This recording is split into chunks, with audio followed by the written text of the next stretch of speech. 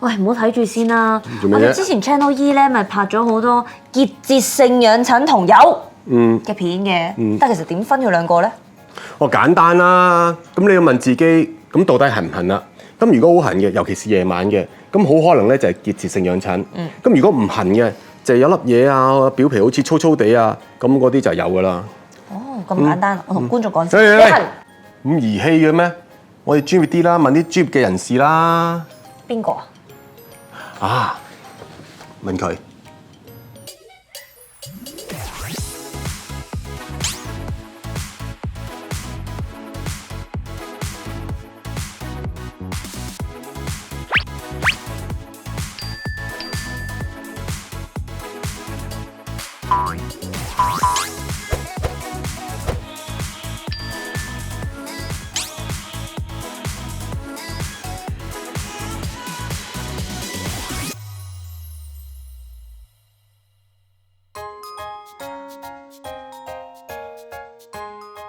Doctor Wong 啊，其實結節性養疹同疣有啲咩分別咧？首先咧，我哋講咩係結節性養疹啦。結節性養疹其實係一種慢性皮膚病啦，咁佢係一種慢性皮膚炎嚟嘅。咁佢嘅原因係因為出現咗一個叫做痕同埋拗呢個循環喺度，導致生咗一粒結節出嚟。咁其實佢係冇傳染性嘅。而疣就有啲唔同啦，因為佢係透過人類乳頭瘤病毒感染，即係 HPV 感染引起嘅皮膚病嚟嘅，所以佢係一種傳染病嚟嘅。咁不如我哋先講結節性養疹啦。結節性養疹咧係一種慢性嘅皮膚病嚟嘅，咁佢另外一個名咧佢叫神經性皮膚炎啦。咁其實佢個形成咧就係因為皮膚可能出現咗一啲痕癢嘅問題，咁個痕癢問題可以係濕疹啦，或者係俾嘢咬呢啲啦。咁因為佢太痕癢啦，咁患者咧就會不斷咁拗佢，咁結果咧皮膚就因為拗呢個問題咧就會增厚咗。咁因為增厚咗咧，個痕癢嘅程度亦都會加劇咗，結果就形成咗一個循環啦。咁有啲咩病徵嘅咧？咁佢主要嘅病徵咧，其實就係痕癢，因為拗得多咧，其實嗰啲皮膚就會增厚咗啦，同埋都會有啲變色嘅情況嘅，因為發炎佢就會變紅啦。咁同埋因為拗得多咧，其實都會有啲叫色素沉澱嘅問題，令到會變啡色嘅。咁嗰粒嘢咧就會亦都變硬嘅，因為嗰啲角質層都會增生。咁如果不幸患上咗結節性養疹，咁應該點醫咧？通常治療方法可以分為外用同埋內服啦。咁其實就外用治療主要用喺局部嘅結節性養疹嗰度嘅，譬如好似類固醇藥膏啊，或者一啲免疫抑制劑嘅藥膏嘅。咁當我哋用一啲內服啦，或者系統性治療啦，咁其實通常係喺一啲重度嘅結節性養疹身上，我哋先會考慮嘅。譬如近年咧有啲新嘅藥叫生物製劑啦，咁可以注射落皮膚嗰度，咁亦都可以改善到呢個問題嘅。其他嘅治療咧都包括譬如好似冷凍治療啊，或者紫外光治療咧，咁某部分患者其實都適合使用嘅。咁另外一樣重點就係，因為其實結節性養疹好多時根源問題可能都同濕疹有關嘅，咁亦都同皮膚乾燥有關嘅，所以我哋平時日常嘅保濕都係好重要嘅。咁講完結節性養疹，不如講下疣啊。疣咧其實係一種傳染病嚟嘅，咁係一種透過人類乳頭瘤病毒啦，即係我哋叫 HPV 嘅病毒所引致嘅。咁佢當你皮膚上面有啲微細嘅傷口啊，或者縫隙嘅時候咧，佢透過接觸咧就可能會將啲病毒感染咗落皮膚嗰度啦。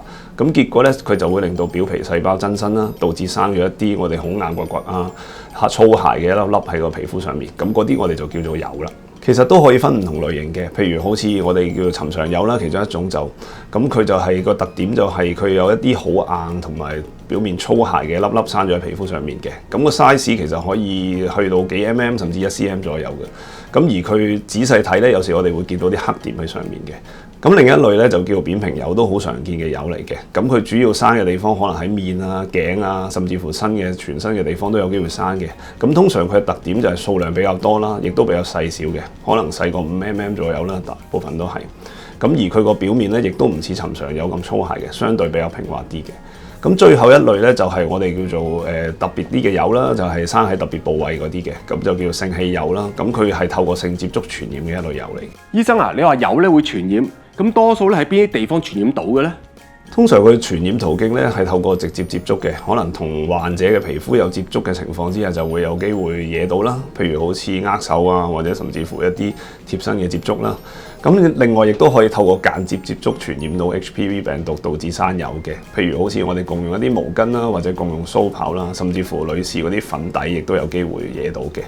咁另外自身接觸亦都係其中一個傳染嘅方法啦，即係我哋自身本身已經有啦，咁我摸到佢，跟住然後將個病毒帶咗去其他地方，咁亦都會有機會感染到嘅。咁另外一啲高危地方啦，就係好似一啲公共場所，好似泳池咁樣啦，或者一啲公共浴室啦、gym room 啦，或者係一啲打 boxing 嘅地方，都有機會容易感染啲病毒嘅。咁如果不幸患上咗疣，可以點醫呢？由於疣咧係具有傳染性嘅，而我哋嘅免疫系統好多時都冇辦法有效咁清除咗啲疣嘅病毒啦。咁結果我哋就需要用一啲方法去將啲疣清除咗佢，減低個傳染性嘅。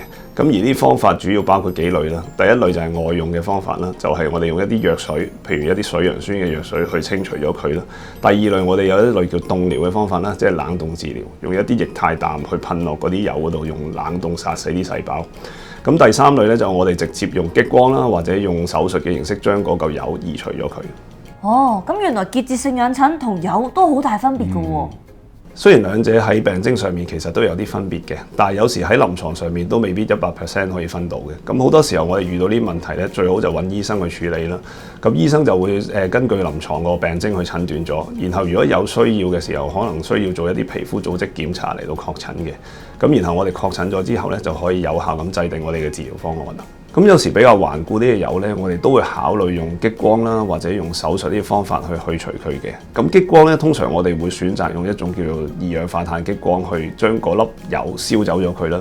咁好處其實佢就傷口比較細啲同埋精準啲嘅，而且亦都唔會有流血嘅情況嘅。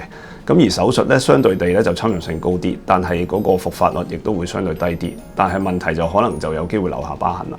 多謝晒 Dr. Wong 嘅分享。如果各位觀眾有任何嘅疑惑，記得及早去揾你哋嘅家庭醫生啦。